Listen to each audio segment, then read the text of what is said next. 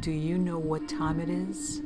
It's Supernatural Storytime. And if you're easily scared, and even if you're not, there's only one thing left to do. Just turn off the lights, because these are stories that you listen to only in the dark.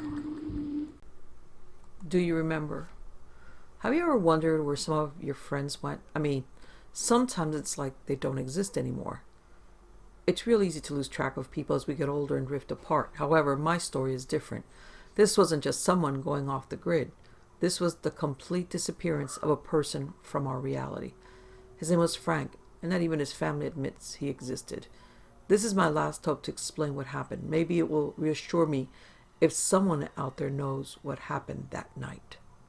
July 4th. This was always my favorite holiday for some reason. An excuse to have a barbecue and blow some shit up. Who doesn't like the 4th of July? That morning, Frank came over to my house so he could go to a fireworks store before it got too busy. We got about 6 mortar kits and some various other fun explosives. We made it back to my house and had some time to kill before everyone got to the house for the party. Frank asked me if I wanted to go on a little adventure. Of course I wanted to go off and do something fun. Frank always knew how to make anything fun, and it's because of him that I finally broke out of my anxiety shell. Frank told me about this cave in the woods near our house. He said Indians used it back in the day. He said that they would sacrifice someone to their god. The story goes on that once they entered, they never returned. We knew this was all bullshit. Many kids have partied back there. We would probably find ton of beer cans in there and maybe some terrible graffiti. I agreed to go with him. The hike was about a 30-minute walk through woods and across a creek, deep on some private property owned by an old man who barely left his house. Though he had been known to sneak up on kids partying with a shotgun in their face, which is why we kept our eyes and ears alert for any sounds of humans or animals. Finally we reached the cave, though it seemed to be more of a tiny hole. We got close to it and Frank stuck his head in, always being the brave one. He said it opened up inside. The opening must have closed in. That really reassured me that this was a safe idea. Soon I saw Frank's body slither in through the hole. He yelled out from inside and told me to stick my hands through and he would pull me in. I hesitated, but began to get on my knees and place my hands through the mysterious cave opening. Frank grabbed my hands, and with full force, I was through the hole and into the dark cave. I couldn't see a thing. It was pitch black. I finally managed to turn on my cell phone light. The dust was thick. I had to put my shirt over my mouth to try and keep the dust out. I saw Frank run off down the corridor. He looked like a ghost. He yelled for me to come see something. He said he had found something. I made my way down the long, winding cave interior. Every once in a while I would see a name with a year below. Amanda, 1829. Edward, 1911. Achtak, 1456. Brian, 1978. Shelley, 1995. These names began to overtake the cave walls. There had to be thousands of names and years on the walls. That's when I turned to see a new path that led up. I could hear voices, not just Frank. Finally I came to a turn, and then an opening. Inside, shoes lined the floor. Thousands of different shoes everywhere. And that's when I saw who Frank was talking to. It was a 7-foot-tall creature with the head of a deer and the body of something hellish. It looked to be made of many different body parts. As I stepped closer, I could hear the creature speaking in a language I could not comprehend. What I saw next haunts me to this day. The creature grabbed Frank's jaw and ripped it in two. Then the creature stuck his hand down his throat and grabbed his heart. He ripped it out and ate it in front of him. Then the creature touched Frank's body and absorbed him into his haphazard jigsaw of a body. The only thing left of Frank were shoes, among the skeletons of the other ones already there. The creature looked at me and spoke in English. No one will remember him. He is mine now. The creature laughed, and a bright light filled the room. The creature was gone. I ran home to call the cops. No one believed me. My mother told me she had no idea who Frank was. I called his parents. They told me They never had a son. I looked up his Facebook. Nothing. I called his ex-girlfriend. She never dated him or knew him. He was gone. And no one knows who Frank is. Now, I sit here and wonder if Frank was real. Did I imagine all of this?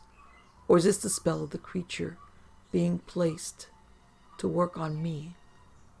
Help to keep Frank alive. Believe in him. Believe in the thousands he has erased. Because no one will. The truth about your sister. I'm reaching out to you, Anthony, in spite of everything that has passed between us. I know you think I had something to do with your sister's disappearance. Half this town thinks I killed her. The other half thinks I know who did. I'd like to believe you still have some faith in my innocence, but I'm not stupid. I've seen the news, the blogs, and the comment sections of every article covering the trial. No one is in my corner, and that's okay. What is not okay was that you said, the day you took the stand, you looked directly at me and said, I just want to know what happened. For the sake of our friendship and my family, just tell us what happened. I wanted to, of course. I couldn't do it at the time. My lawyer swore I'd never breathe free air again if I opened my mouth in that courtroom. But I heard you, and I want you to know that our friendship means a great deal to me even now. You deserve an answer. I've racked my brain thinking of the best way to give it to you. And you know, others will think this is a fanciful tale, but you and I know better. Let me start by repeating the same truth I've told the police, the media, and God Almighty. I didn't kill your sister. People say a lot of terrible things about me and my sanity. They cite their circumstantial evidence, but think about it. Why would I kill Bethany? What possible reason would I have to kill one of my closest friends? No one has an answer to that because there is no answer. Now, as for whether or not I know where she is, that's a little trickier. I guess the most honest way I can put it is this way. I know where pieces of her are. That sounds a lot worse than intended. Hear me out. She's at the abandoned cement factory we all explored on the night of her disappearance. Sure, the police picked that place apart from top to bottom and came back empty-handed, right? That's because they made two mistakes. First, they walked the grounds in broad daylight, distracted by volunteer dogs, cameras, and reporters. Second, they weren't really looking for your sister. They were looking for a corpse. Before I get ahead of myself, let me explain why your sister, Kyle, and I went to the cement factory in the first place. It was an impromptu trip for our urban explorer group. Bethany may not have told you, but back then our website traffic was no joke. The footage we posted of the storm drains and the creepy underground room with the waterfall got over 500,000 views. The ruins of the old airport hangars by Pennington Field rated about the same. On the day that everything went to hell, Bethany had discovered something out at the old cement factory, something demanding our immediate attention. Are you familiar with the Grimjacks? She's the subversive graffiti artist that does all her work in flat black silhouette. You may have seen her Tree of Hanged Dreams displayed on the side of the bank building on Jefferson Street. That's her most well-known piece. She also did the Lord of Chariots on the underpass by the stadium.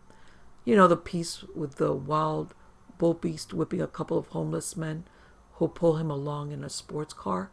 She's an enigma, but her work has earned a cult following. Blogs lovingly refer to her as the Dark Angel of Aerosol. Discovering one of her works is a very big deal. You can imagine how excited your sister was when she spotted a fragment of a painted silhouette on the silo of the old cement factory. I'm surprised she was patient enough to let Kyle and me know. She burst into our pad, clutching her binoculars and shouting, "We have to go, right now. Get your gear together." The thing is, we weren't interested in doing it. Kyle had his midterms and I was working morning shift at the docks.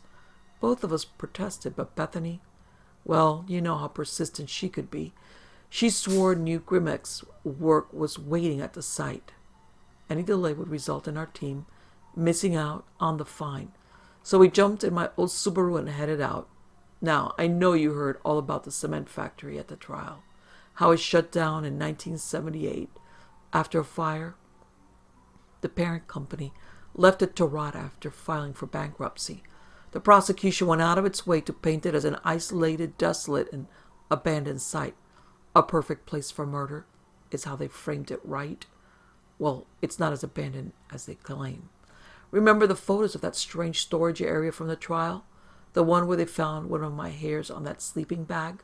Investigators took pictures of a stone circle with a feather in the center, several glass cherubs, lengths of knotted cords, and all that. Well, all that stuff was already there when we arrived. We just happened to open that door on our way towards the silo, and there it was. It was awesome, but terrifying, you know? Looked like some cult or deranged individual was operating out of there. And who could say how recently? So, a strand of my hair landed on a sleeping bag. It could have happened to anyone. When they checked the other stuff, they found fingerprints from all of us, right? Everyone touched something in that room. You heard the forensic report. Of course, we stepped pretty lightly through the factory yard after seeing that. By then, the sun was going down and Bethany was anxious to reach the top of the silo. The only way to access that area was by walking up an inclined conveyor belt system, which reached about 4 stories high. All other avenues of access had been weathered into rubble. Bethany aimed her binocular at the top of the silo once more and smiled at us. She may have said a few words of encouragement. I don't remember.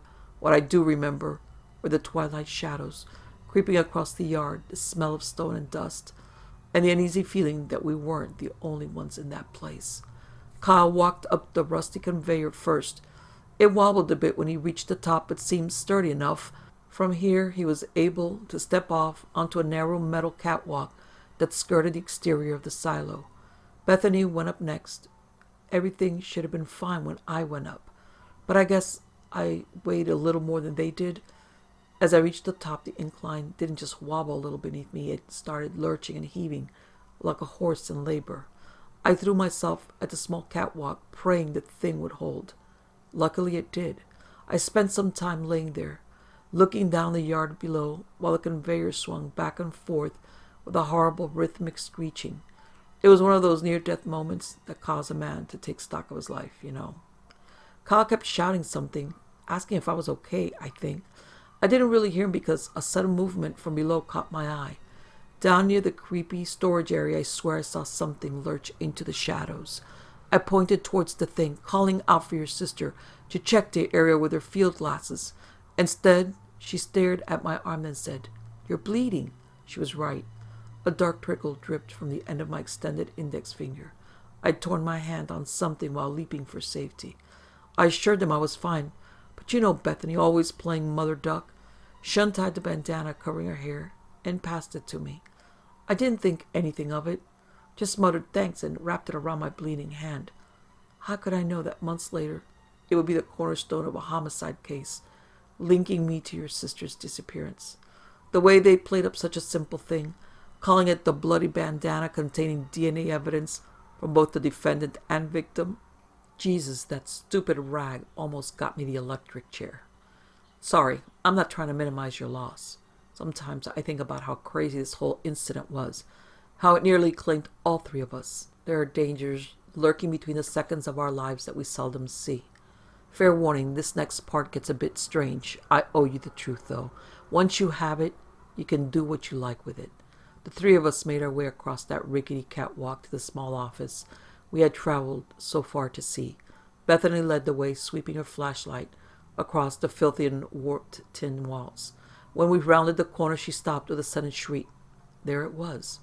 Against the back wall of the debris-strewn office was the black silhouette of a man suspended in midair. The figure had his arms outthrust in a gesture of supplication.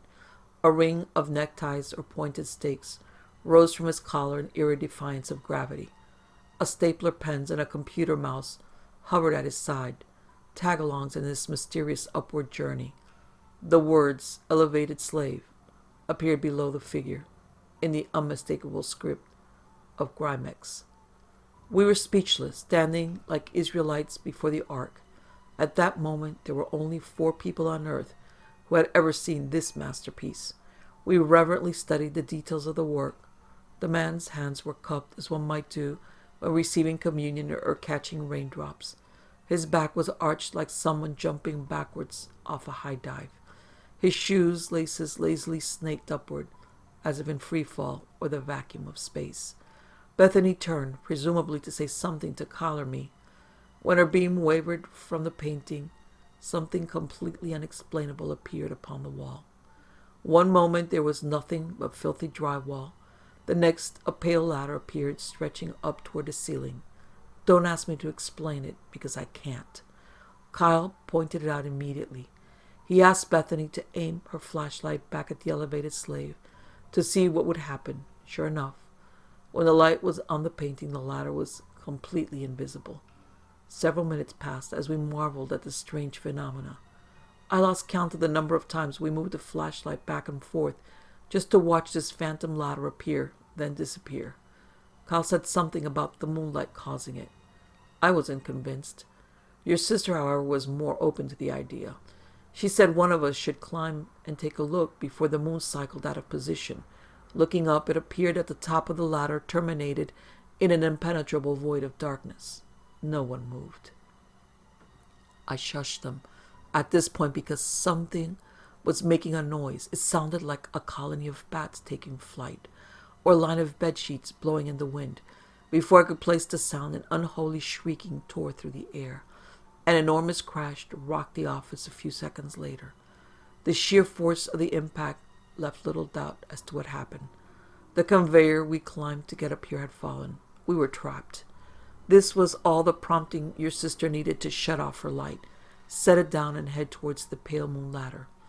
We tried to stop her. I told her we were in over our heads, begged her to consider that the very same people who decorated the warehouse may have intentionally knocked down the conveyor. Kyle reached for her only to have his hand swatted back. She wanted to go up the ladder.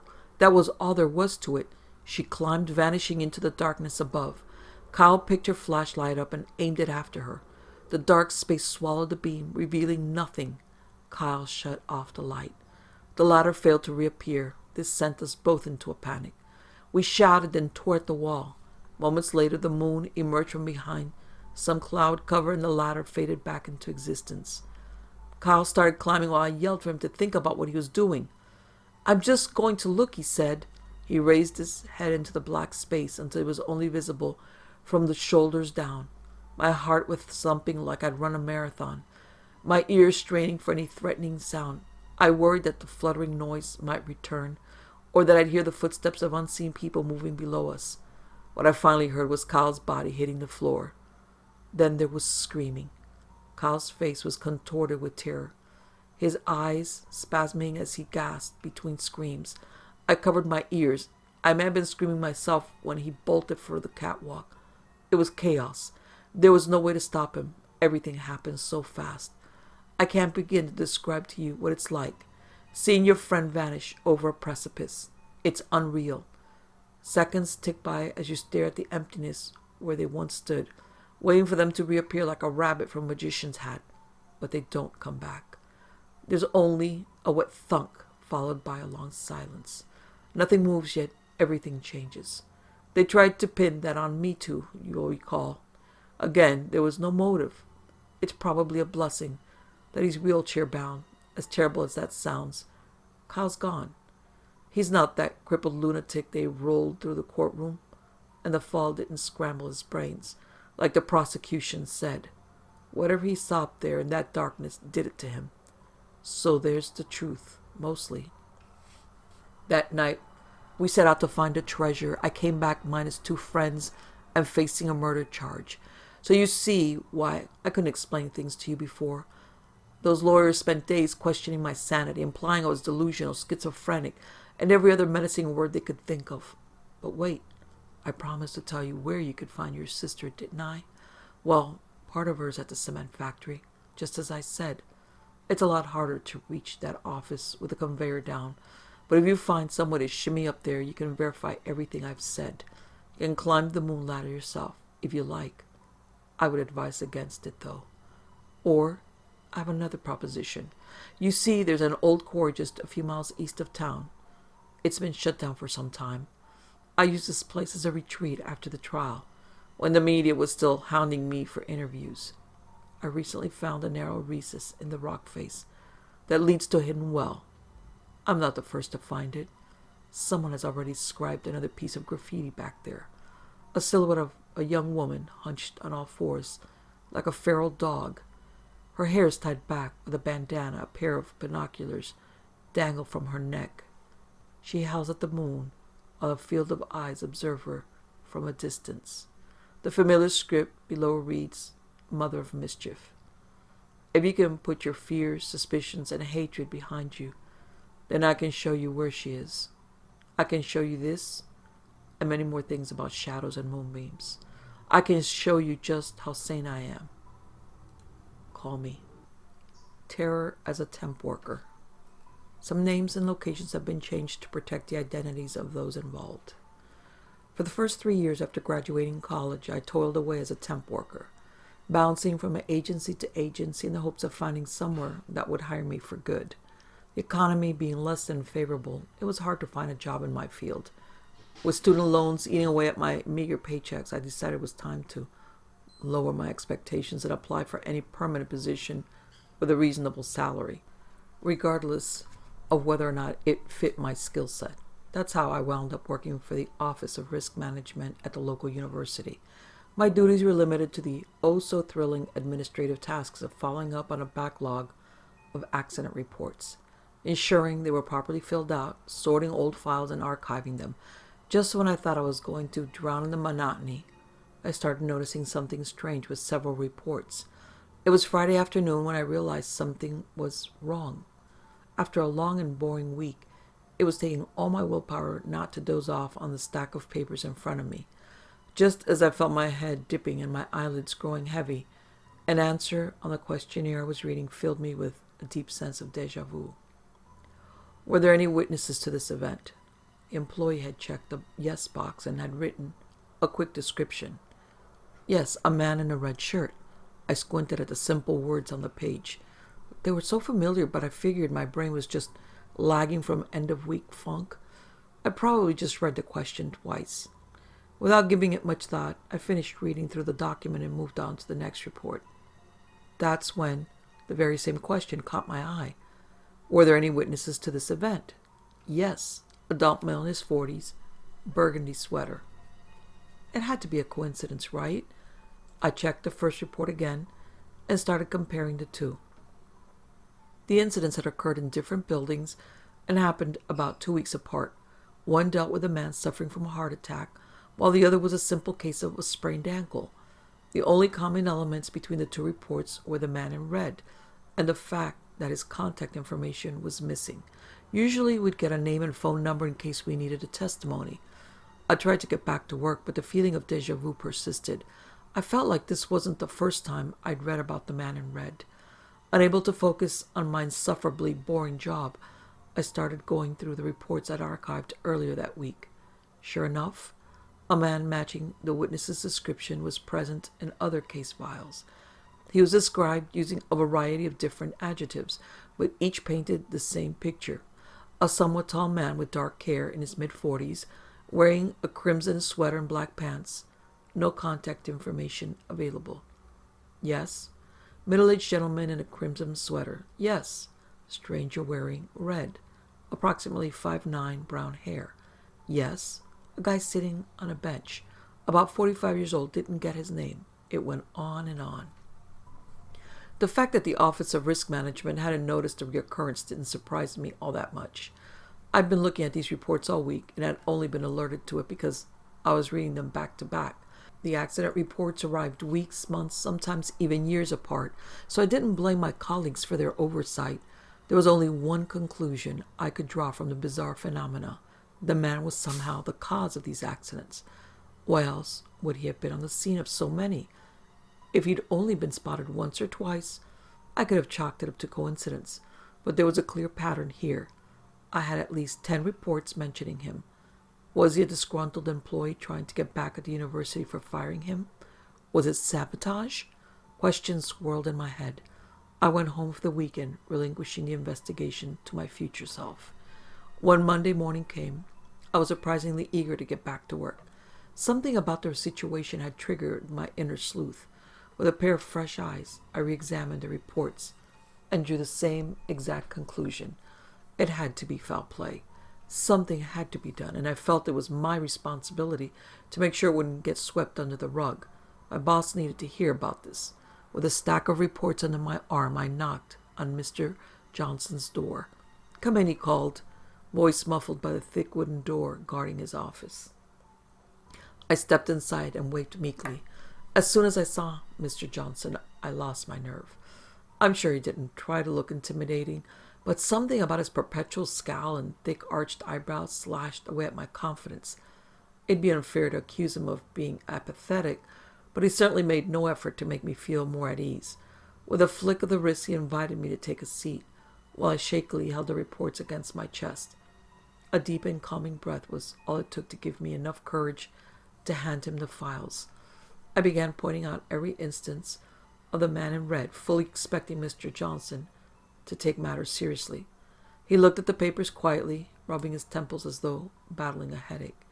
The bitter look on his face as he shuffled through the reports made me even more nervous than I already was. I felt like a kid sitting at the principal's office, waiting for a review. Suddenly, the stern look on his face broke.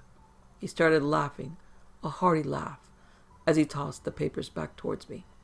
"You shitting me, kid? The school colors are garnet and gray. People wear red all the time to show support. There's nothing weird about it," he told me. "It's not just a shirt color," I protested. "Everyone describes the same guy, an older white male with dark brown hair." He waved his hand in a dismissive manner. "You just described half the faculty members, kid." He had a point, but even if he was right and we were dealing with multiple people, wasn't it still strange that the contact field was consistently left blank? "What about his missing information?" I asked. The boss shrugged at me. "You need to lay off the crime dramas, kiddo. There's nothing weird about it. More often than not, we don't get everyone's contact information, whether they're wearing red, blue, or hell, rainbow for all I care. It's not a big deal." Unfortunately, he was right. I'd been so focused on the man in red that I hadn't thought about how we dealt with other witnesses. Oftentimes, several people were listed on the form, but we only collected one or two names. Still, I couldn't shake the feeling that my instincts were right, even if the boss argued otherwise. "I'm sorry you're right," I lied. "I'll get back to work now. Sorry I bothered you." I couldn't risk pressing the matter. The last thing I wanted was for my boss to think I was some sort of conspiracy nut. I couldn't afford to lose this job. We exchanged a cordial goodbye and I returned to my office. It was a time for a bit of ethical no-no. There was only one way to get more information. I had to contact the victims directly, under the guise that I needed clarification on their reports. It wasn't a complete lie. Their files were ready to be archived and forgotten, but it was the only chance I had. I sent emails to dozens of employees, but only 3 agreed to meet with me. Interview 1, Christine B. I was nervous as I made my way to the office of a woman who twisted her ankle outside Lamoureux, one of the buildings on the east end of the campus. Following her accident report, it was determined she'd slipped on a cracked chunk of pavement. A section of the sidewalk was subsequently demolished and repaved to prevent a similar incident from happening in the future. If nothing else, the Office of Risk Management was efficient at enforcing changes, though it was less about ensuring the safety of students and employees and more about preventing lawsuits. Mrs. B's office smelled like potpourri left out in the sun for too long. Paintings of flowers adorned the walls and a false stained glass ornament hung from the window, creaking with each rotation. I had trouble keeping my eyes off the hypnotic mix of colors it projected on the walls. "So you're here about my accident?" she asked suddenly. I took a seat on a patchy guest chair and nodded. "Yes, can you tell me what happened?" I asked. Talking to people was never really my strong suit. I wasn't sure where to start or what to ask her. Thankfully, she started telling her story while I followed along with her report. "I was carrying a box of supplies to the arts department. I got distracted by something and my heel caught a crack. Before I knew what happened, my ankle snapped and I fell," she explained. I cringed. "Sounds painful." "It was," she replied. "Do you normally take that route?" I inquired. "Yeah, but I'm usually careful when I walk around campus. The sidewalks are in awful shape, so I have to watch my step. You're lucky, you know. Navigating this old campus is pretty tough in high heels," she answered, motioning to her stilettos. I glanced at her report, unsure whether or not to bring up the man in red. You said you were distracted that day. What distracted you? I pressed. Just some weird guy, she said. Weird guy? Mrs. B nodded. Just a really weird guy. He gave me the creeps. He was standing in the middle of the sidewalk, 10, maybe 15 meters ahead of me. He was staring right at me. It made me feel really uneasy. I was trying to sidestep him when I felt some kind of pull on my ankle. I twisted and fell. He saw the whole thing happen and never lifted a hand to help me. What an asshole. My lips twisted in a frown. Wow, I murmured sympathetically. She leaned back against her chair and glanced at the ceiling. Weird thing is, he just kind of disappeared. I mean, at that point, I was tending to my foot. But I swear, 1 second he was there, the next he was gone. That sounded strange. I flipped through her questionnaire and pointed to the entry about the man in red. Was it the guy you described here? I asked. She reached for a pair of reading glasses, took a look at the paper, and nodded. Yeah, he saw the whole thing, but like I said, he must have run off or something. Maybe I'm just not giving him the benefit of the doubt. Maybe he ran to get help. I don't know. Have you seen him since? I asked. She shook her head. No, but if I ever do, I'm sure I'll recognize him. Something about that dark look in his eyes. I'll never forget it. That was all I needed to hear. But I asked her a few follow-up questions to make my interview seem a little more legitimate. I didn't want her running back to my boss asking questions. Once that was done, I ended the interview. Interview number 2, Andrea H. A few days passed between my first and second interview. By then I'd practiced what I was going to say. I wanted to come off as confident and professional, but as soon as I saw the woman in front of me, I found myself faltering. Andrea H. was a very attractive lady, the kind of woman that stopped any man dead in their tracks. She'd suffered a stroke a few years prior while at the gym, but you wouldn't know by looking at her. I swallowed hard and adjusted my suffocatingly tight collar. I babbled hesitantly. Can you describe what happened to you the day of the stroke? I stuttered. She seemed strangely calm for someone who had suffered through a traumatic event. Then again, it had happened a while ago, so it wasn't as though the pain was still raw in her mind. I just started going back to my normal routine at the gym, trying to get rid of my belly fat. I had to be put on bed rest for the last 2 months of my pregnancy, so I was really looking forward to moving around and getting in shape again, she explained. She certainly didn't look like she had any belly fat on her. So you were working out when it happened? I questioned, regaining my composure. She nodded. Yes, I remember everything clearly, up until the stroke. Then things get a little fuzzy, she told me. Just tell me what you remember, I replied, as I tried my best to avoid looking down her blouse. She drummed her fingertips along her desk absent-mindedly, her eyes wandering towards the corner of her office.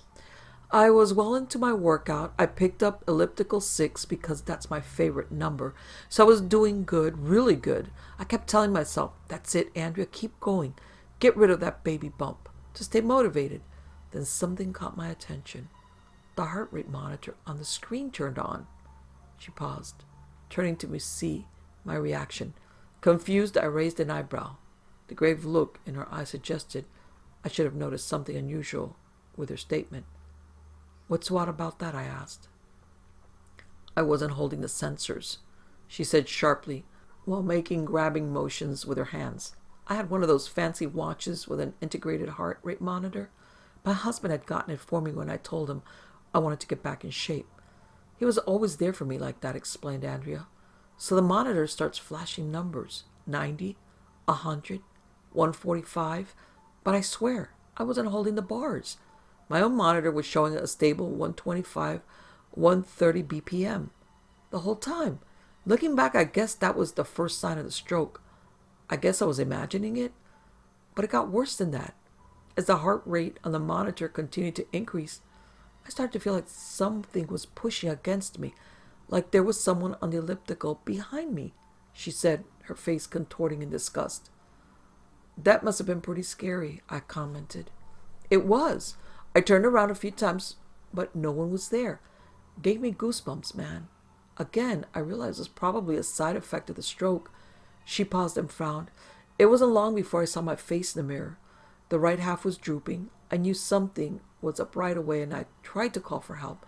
I tried to speak, but my tongue felt swollen, and I just couldn't get the words out. It was terrifying. I was trapped in my own body, and it felt like someone was touching me. I could feel arms wrapping around my torso and squeezing the air out of my lungs.